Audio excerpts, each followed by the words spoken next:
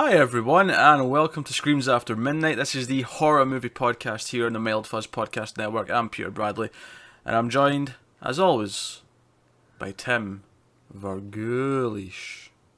Ooh, send shivers up my spine when you say my name. I do my Say it best. so good. I do my best, Tim. Also here we got Joseph Kohler, Hello. and unfortunately, young Kevin is not here. Young Kevin will no longer be a regular on this show due to scheduling conflicts and commitments. The poor boy is up early the day after we record now. In the UK, we record this at 2 a.m. So, so unfortunately, he can no longer make this on a regular basis. However, if you do miss him and want to see him, you can get him on the 1.21 gigawatts movies content going forward. He'll be on that stuff, so you can still see him talking about movies, just not the scary ones. He'll be talking about all the non-scary ones. Possibly, You know, you might call them the boring ones. I don't know. yeah, we run a tight and fast crew here, and some people can't handle it, and that's totally fine. He was our guy inexperienced in horror who really hadn't seen almost any of the films ever. Yeah.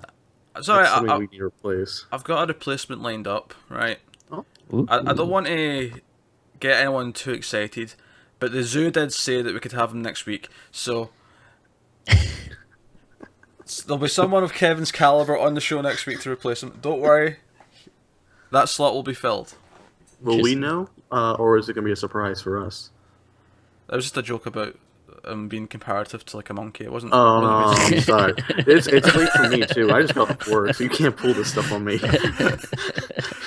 I got excited because I thought we were getting a goat on the podcast finally. No, that's step up, Tim. Let's step up. Now I'll get a second camera. I'll just set the cat, and the cat can purr Oh, into the mic. yeah. Views will go up. So yeah, this is the horror movie podcast here on Mild Fuzz. Every week we talk about a horror movie from the past or the present. Our plans for this week got changed multiple times. In fact, last week in the show I said we were going to talk about The Boy this week, but then when I went to go book tickets to The Boy, it had been delayed by a month in the UK, so that won't be happening until next month. You're so sad about it. I know, I'm heartbroken. And then, and then we were going to do something else that I won't spoil, but other delays in, for the movie that it's sort of building up to, push that ahead as well. So we ended up settling on The House of the Devil, which is from Ty West. It was made in 2009. And this is a film that I saw for the first time last year. As did I. Oh, really? Yeah. Tim's seen it like 6 times, apparently. As Yeah. he was I'm bragging about before we came on. I did a little Ty West marathon last year. Yeah, so, yeah, we're going to talk about House of the Devil. Full spoilers for the movie, as always. And this is a very, very simple film, actually. It's, a girl's hired as I say girl, she's college-aged. It's hired to babysit. Turns out it's not actually a baby, it's an old woman that's, senile or whatever the excuse the gentleman says. And, instead of actually being a real babysitting job, it's more or less a plot to use her that night where there's a lunar eclipse to sacrifice her or whatever to demon and or Satan, and that's basically it. But it's a film that really plays into the suspense and the build-up, because I would say about 80% of this film is building up to the final 15, 20 Takes minutes. half an hour to get to the house, and then she's just strolling around the house the rest of the movie. That said, I do not think the pacing is bad, ever. And neither do I. I hear a lot of complaints about it, but I don't necessarily agree. Now, I really like this movie. I feel like, and I'll get into sort of how it sort of sold me on it really early on, but I think the pacing is actually pretty flawless. It slowly gets you there. You're interested in the main character. You get a sense of who she is. There's just her in the house. There's little signs that things are going wrong. There's 1 or 2 big signs as well, but she doesn't see the 1 or 2 big signs. She only sees the little ones. Yeah. Until everything kind of I'd almost describe it like a slasher movie, right? Without the slashing. Because Yeah. if you think about it, what she does in this movie isn't all that different to what like Laurie does in Halloween.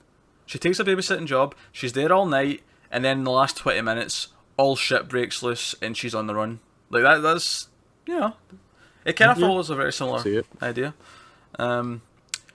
So let's get into it right away. This movie looks like it was shot in the 80s, and it's set in the 80s, which I actually think is really impressive. That's one of my like favorite things about the movie is just like the look and the sound of it.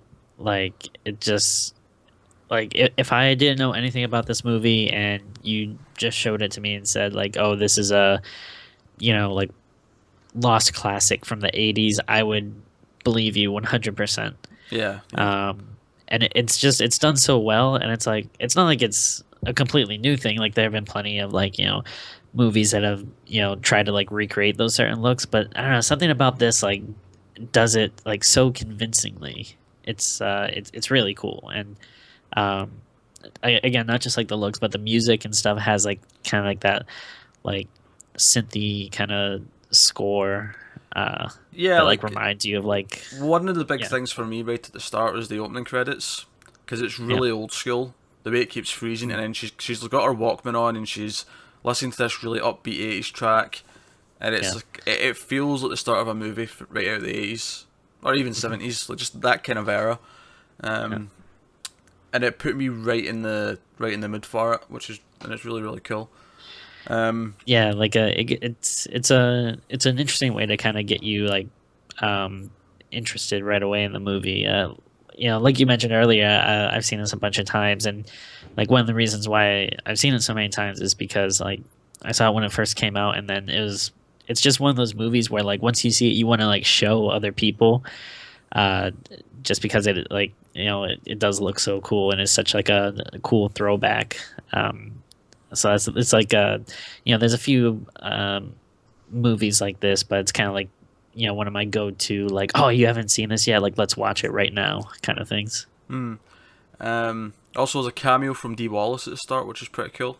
If you're a fan of like horror movies from the 80s, you probably know who Dee Wallace is. You'll probably recognise her face. She was also the mum in E.T., which is probably her most famous role, I imagine. But obviously, she was in The Howling. She was in the original Hills Have Eyes. She was in a bunch of stuff. Cujo, I think she was in that as well. And a lot of movies back then. So you might hear someone coughing in the background. I do apologise. There may be a plague going on this side of the planet. We'll keep it there. No, it's coming for you. It's coming for you slowly. And you'll never see it coming. Death comes to us all. Okay. Peter Bradley, everybody. This is how he is normally. So I really like how it sort of builds up to everything. It slowly plants all the seeds. We meet the friend, we hear about her struggles, the babysitting job comes up, and even the initial phone call's weird because the guy phones the payphone back rather than phoning like her line, which is really weird. But still, nothing necessarily sinister at this point. I mean, we know it's going to go sinister because the movie's called The House of the Devil. Yeah. And it says it's a horror movie. So we know sinister things are coming, but if you just put this on and didn't tell anyone what it was, and you somehow didn't let them see what the title was, they wouldn't necessarily think, oh, this is going to be, bad quite yet. Or maybe they would, I don't know. Alright, so let's talk about one of the most important things in this movie. And that would be the fact that Tim is probably very upset that this main character was fictional, because she eats pizza twice in this movie. Yeah. And I'm pretty sure Tim would probably want to propose to her if he had the chance. Yeah. She is pretty great. I think it's kind of hard not to like fall in love with her during that scene when she's like puts on her headphones and is kind of like dancing through the house. Well, speaking of throwbacks to the 80s, I think that was the most 80s feeling scene in the entire thing. Yeah. Because that Without a reminds doubt. me of like, I know the opening of Honey, I Shrunk the Kids it springs to mind. Oh yeah. Because there's a scene like very similar to that, but she's just sort of dancing around the kitchen and, you know, doing whatever with her Walkman on. And it's a very 80s thing. It's a very fun scene actually. Although going back to the pizza, that sounds like a weird thing to fixate on, but there was a couple of weird things she did with the pizza, which I thought was Okay. It's Supergirl all over again. no, it was just a couple of small things. But when she gets the pizza delivered, Yeah. she's just had a bit of a fright, and she turns round and she sort of hugs it when she sits down, and I'm like, "You're holding It's the box." sliding down. Yeah, it's vertical. You're holding the box vertically. The pizza is going to be ruined. Yeah, I'm just like, Rookie mistake. first of all, and you can. I mean, well, you guys aren't that old, but out of curiosity, in the 80s, did pizza not come pre-sliced in America?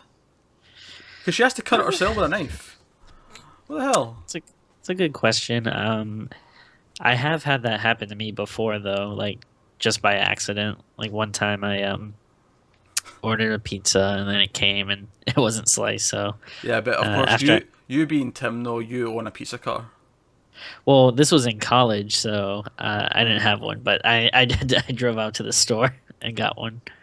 It's just a knife. You thought, no, I'm going to do this properly. I'm going out to the store and I'm getting myself a pizza cutter. I recommend getting. See if you ever like but if you ever like have like a microwave that you put in the oven yourself, I recommend buying a pizza cutter. It's very useful. Oh yeah, yeah, definitely. Very I useful. have two. Of course you do. Of course you do. But let's get into the meat of this then. So she takes the job, and her friend drives her out there, and there's a lot of little touches that I really like when she gets there. First of all, I think the actor playing the guy who's like giving her the job is like fantastic. He's spot on. Really good. Like it's not over the top, but it is like kind of subtle enough where it's like it's kind of creepy, but it's also very real. Like, you know, like you could see it as like it's like, oh, this might just be kind of like a weird nervous guy, or this could be like a weird creepy insane person. Yeah, like he lives out in the woods in the middle of nowhere. He just could be a little antisocial, but nothing wrong with that. yeah, well, that's actually a very good point. Is I think this movie does a really good job up until the last like 15 minutes, or whatever, when all hell does break loose and everything's out in the open. But I feel like everything with the guy, like Tim said, it's not a campy performance. It's a very natural. Like, he's being really kind of sincere, but there's little moments where, like, it's when she first comes in the house and he opens the door and lets her in, and he sort of gives this little smile after she walks past as he's shutting the door, and it's not like, you could read it as like sinister, but you could see it as not being like, you know, it's a very, very, really good performance. Which we would have to I test think- it in the way you mentioned, where no one doesn't see the title, don't tell them what it's about, and we had to test it just to see how they interpret it. I think by that point you'd get a sense that maybe there's a sense of dread building, just to the filmmaking at that point.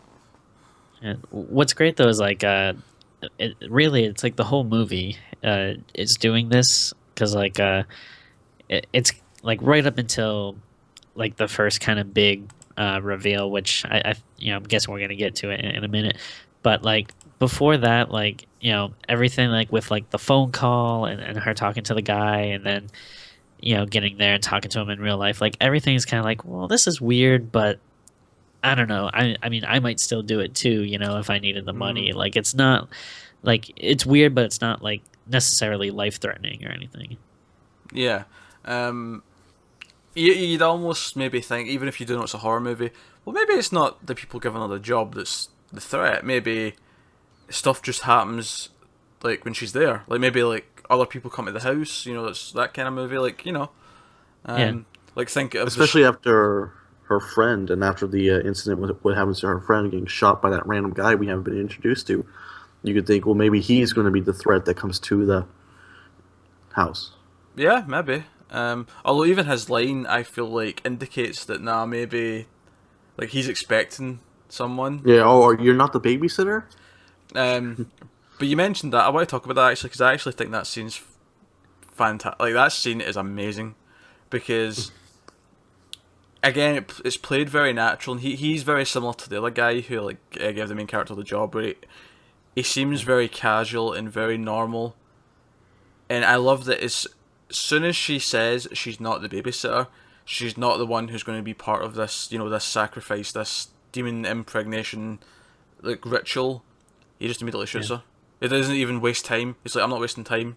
Like, and it's really unexpected, like when you first see it, and it's great because it's like, I don't know. I guess maybe you could kind of say it's like a jump scare, but it would be one that actually like has purpose. You know what I mean? Like it's not like like usually like I feel like jump scare is kind of like a bad term, but like in this case I just mean in the sense that like the first time you see it, kind of like, oh, you jump a little, you're like, oh shit, like I wasn't expecting that, but it's not like forced or out of place. It's like actually has purpose and feels like earned. Nah, I agree. I don't know if I'd call. I guess it is kind of a jump scare. I've never thought. I can't think of like a better term, but like when I first saw it and wasn't expecting it, it did kind of make me jump. Yeah, I think it's a shocking moment. I think it's a visceral moment. And I think it adds, had a moment. Go ahead. I think it adds credence to the, because I think at that's the first time in the movie where something really bad actually happens. Yeah. First moment of violence. Yeah, and it just goes back to her in the house, and it goes back to the slow build. But now we know shit's like serious, like something really bad. And I think it's the way he just executes her like instantly that's really, He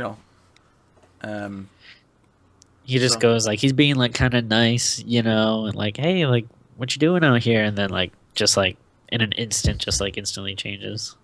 0 to 100 instantly. Yeah. So there's a lot of great stuff with her, like sort of just wandering the house, looking at the creepy noises. We keep getting hints of this eclipse thing that's happening, later on tonight, the lunar eclipse. She sees it on the news, which again adds to the whole 80s-ness of it all, because it's like an old TV and it's an old newscaster, and it looks very old school, and all this stuff that just adds to the flavour of the build-up, which is really, really nice. You also get the glimpse of the room, which I am going to assume is the people who actually own the house. When you see what's on the other side of it? On the other side of the door, and there's like a pentagram, and there's like 3 dead people just kicking about, and I'm like, So it's almost like, nah, I can't spoil another film. We don't have spoilers for a certain movie that came out last year, right now, so I can't say it. Tim didn't like it though. I'll say that much. Okay. I thought that would have triggered it for you, Tim, but all right. It'll come to me. The goats and the details. So, if I have any complaints about the movie, I don't have a lot. As I would say, the ending is a little bit rushed. The last 15 minutes. Yeah. It kind of happens very suddenly, and I don't mind how suddenly it begins, but I do have a little bit of an issue with just how quick the girl decides to do what she does at the end, which is kill herself. But obviously, to explain why she even thinks that is, the ritual they do to her seems to impregnate her with a demon or Satan or whatever, whatever this satanic cult are putting in her. And she starts having these flashes of like evilness coming in and realizes what's happening. And that said, though, what I do like about that final like 15-20 minutes is how bloody it gets. Like that guy who shot the other girl shoots her, and then she slits his throat, and he's bleeding all over the place. She kills the woman. Like shit goes down quick. And I don't know if maybe the reason why I think if that section of the film feels a little bit rushed is maybe just because I'm so used to the pacing of those things in other movies, where it takes time for the main character, who's like a good person, to come to terms with killing someone or getting to that breaking point where, oh shit, I need to fight this hard to survive. Whereas in this, she's captured. We get like a quick 5 minutes, if that, of the ritual, and then it's like, oh shit, the escape is on. I need to start slitting throats and doing stuff. You know, like, maybe that's why it feels kind of rushed to me. But I mean, it's not a big complaint because I think the movie builds to it absolutely wonderfully. Yeah, definitely. I do think this is one of the strongest horror movies of the last decade. You know what I mean? Like 2000s. Yeah, I would say it's, you know, become a favorite of mine without a doubt. If I made like a maybe top 20, I think it would be there. I don't know, top 10 might be tough, but definitely in a top maybe 20. top 20. Top, like, horror of all time or that last decade? Of all time. Yeah. Oh, I was saying last decade. Probably in my top 10 in the 2000s, horror-wise. I'd have to Yeah, look I'd at the agree list with that. itself. Yeah, I'd have to sit down. I'd have to sit and write them down. Maybe that's something we could do at one point for fun, is come up with some, like, best of lists for, like, a decade or whatever. Because obviously we do it at the end of the year for the year, but we don't never really do it for, like, past years. So maybe that'd Could be just something. do it at the end of an episode. Yeah, maybe that's something to do at some point. But so no, fantastic film. I really like it a lot. So what have I not mentioned? What else do you guys like about this? Well, just the after she shoots herself in the head, we see her in the hospital, and supposedly even if she's like brain dead, the baby is still alive. Yeah, evil never dies. You see, that's how that works. That's a good ending. It's a nice little somber, like, oh shit, this is awful, and evil's still coming. She didn't actually stop anything by shooting herself in the head, which, you know. I thought it was pretty creepy too when she was all tied up and there was like, I don't know, that kind of like weird looking old hag kind of Oh, lady. Witch looking. I assumed that was the mother-in-law that she was supposed to have been babysitting. Watching. Yeah. She's like the evil old witch of the cult, you know. Yeah. But what I really like actually is when the guy stops her before she shoots herself outside, he still has that sort of warm tone. Like, he's genuinely happy and excited about what she's about to give birth to. Yeah. It's like a really... That's what he worships. I mean, Yeah, but it's just a really good performance. Like, you get this weird feeling like I mean, he is evil, but he doesn't really feel like he's evil. You know, he doesn't see himself as that. Yeah. well, like at the end of Rosemary's Baby, they're all praising and joyous at the birth, and it's just kind of a similar thing with being in the satanic cult and what he's worshiping. He's joyous about it. Yeah. Yeah. But I mean, I get all that from the performance. So I guess I'm back to like praising his acting skills here, because he is really good. As is the main girl. I think she feels like an 80s girl, and that's a compliment from me. Yeah, I like that, but then I also like she never felt like a stereotypical dumb, like, Oh no, you know, horror cliche. Like, she actually seemed like pretty smart in the most, you know, in a lot of places. Yeah, I mean, I compared it to a slasher movie without the slashing earlier, but I don't think she's like as dumb as most slasher protagonists tend to be. There's never really any moment where it was like, oh no, like, what are you doing, stupid? You know, don't do that. Turn around, and you know, and like you said at the end, like, you know, she's, you know, like ready to, like, you know, like break free and get out of there. She's not like, you know, like, oh no, what do I do? Like, I can't, you know, hurt someone. She's like, no, fuck, like, I'm gonna survive this. Yeah, well, I mean, I actually kind of like the reason why she doesn't like run anytime before that is because up until right before she gets captured, nothing like that bad happens that would make you leave the house. Just a couple of little creepy things. And like, she does try like calling the cops and stuff. And... Yeah, she does. But no, it's I think it's an expertly paced movie. I think it's a very well directed movie. I think it's I think it's a very confident but restrained direction.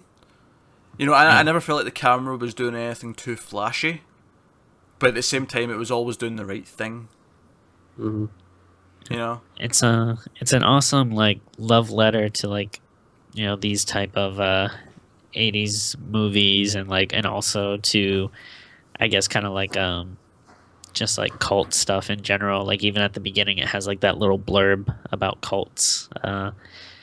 But while at the same time though, it's like it's still its own thing. yeah. And I think like one of the biggest compliments I can give it too is that like it doesn't really seem to diminish like with multiple viewings. Like it's not one of those things where it's like, oh, it's cool the first time, but then once you know it's coming, it's like, no, I can still get excited each time I watch it, even though if I know what's coming. Like Tim said, it's very much its own thing while still harking back to other stuff, and this may actually be my favourite cult movie, and I think the reason for that is because it's more restrained. It's not like a full town of people who turn out to be part of a crazy cult. It's not, you know, it's not throwing a twist in your face and being like, oh, look at us, we're so smart, we had a really big twist. Where I feel like this is more, like as the movie gradually goes on, it's clearly telling you something's going on. I mean, it wouldn't open with the text telling you about cults in the 80s, you know, and satanic worshippers, if it didn't want you to have an idea where it was going. So it works in that sense because it just keeps building to it, and it keeps, in a very believable way, keeps it out of the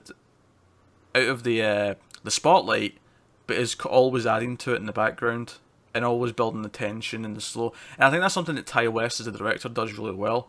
I'm sure we'll talk about some of his other films in other episodes down the line, but I think his real strength, and this is a really weird thing to say someone's good at, but his real strength is people sitting around doing nothing for the most part. You know, that's the one thing that I've noticed in his movies, is that it's the people waiting between, or waiting for the big thing to happen at the end, that's actually really entertaining. And I think that's a skill. I think, you know, this is not the first film of his I'd seen, but this is the one that made me a fan. Not that I didn't like the other ones that I watched, but this was the one where I watched and went, holy shit, how did I not see this before now? You know? Yeah. So, House of the Devil. Really fucking good. Really good. Anyone want to add anything before we get to ratings? No. Yeah, I think I covered it. Alright, well in that case we're going to rate Demon Children out of 10. So, Joseph, how many Demon Children out of 10 would you give House of the Devil?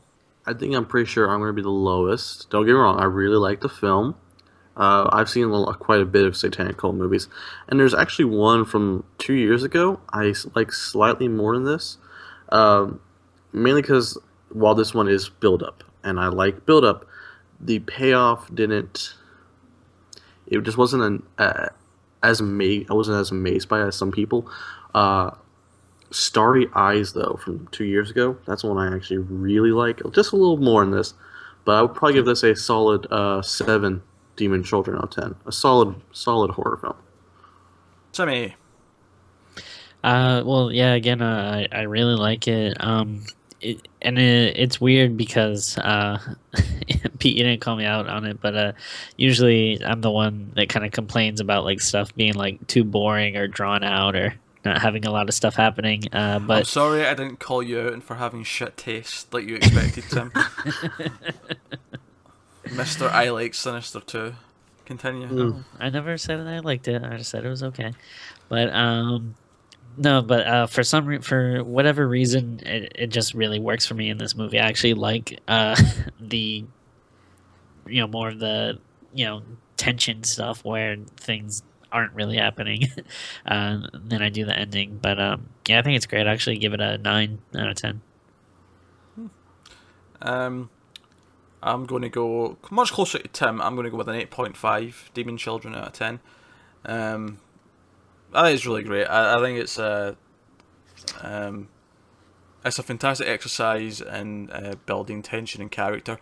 And honestly, as much as I would agree that the last like 15 minutes isn't as strong as the rest of the film, that's still the vast majority of the film's fantastic, and then the last 15 is pretty good. Yeah. So, no, that's House of the Devil from Ty West. Really great movie. And I think that's episode 40 of this show. I could be wrong, really? but I think this was episode 40. Time flies. So, yeah. We're getting dangerously close to that year mark when we can celebrate a full year of podcasting. All right. Almost. So, House of the Devil, aka Kevin's house. So, I'm just going to keep making fun of him every week now that he's not here. Because why not? I'm fine with that. It's always another fourth person that can make fun of him. So, so that'll wrap us up then. So you can tell us what you thought of the film in the comments below on YouTube, or you can email us at mailedfuzz@gmail.com, tweet at us at mailed_fuzz. Of course, you can find all of us individually. Joseph, where can the good people find you? I can be found on Reddit, Letterboxd, and Twitter at jkohler_93. And Tim, if people are in the mood for pizza, goat talk, or otherwise just general shenanigans, where can they find you? Any social media stuff is at Tim Vargulish, and if you want to check out my comic book stuff, facebook.com/goatmancomics. You can find me at Wibble89, and that's in pretty much all the major social media outlets. You can also find me in a bunch of shows here on the Mailed Fuzz Network, so this is plugging time, so brace yourselves for a quick 30 seconds of plugs. So Screams After Midnight, of course, is part of Mailed Fuzz. If you're watching this on YouTube, you're on the Mailed Fuzz Movies channel with all the 1.21 gigawatts regular movies, reviews, and trailer talk every week. You can also head over to the TV channel, Mailed Fuzz TV, for all the TV reviews we do every week of a bunch of different shows. You can also head over to Mailed Fuzz Video Games for the Video Games Podcast 1080-bit, which is also streamed live every Saturday on Twitch, 7 PM UK, 2 PM Eastern, and 11 AM Pacific. But of course, you can ignore all that and just keep it here in the horror movies if that's all you care about. That's cool too. We love having you. So help out the show by liking, subscribing, sharing, 5-starring on iTunes, Stitcher, wherever it is you're listening or watching this. Do whatever it is that helps. one of those things I said will apply. Possibly more than one. So do that. And if you'd like to suggest a film for us to cover from the past, you don't have to really suggest upcoming films because we're going to try and hit all of those anyway. But, you know, if there's a movie from the past that you'd like us to talk about, then feel free to email that to us as well. Again, mailedfuzz@gmail.com. So, with all that said, I double checked before we started to make sure that this also hadn't been delayed. But I'm pretty sure that next week's episode will be about The Forest, which is a new release that came out last month in the US, and it's just coming out this week in the UK. So next week we'll be talking about that. That stars Natalie Dormer from Game of Thrones and The Hunger Games and stuff. So we'll be talking about that next week. From the facial expressions of the other guys when after they've seen it, I'm not predicting it'll be a very positive episode, but we'll find out next week how much I may or may not have hated it. So, thanks very much for watching, guys. Keep watching scary movies. We'll see you next week.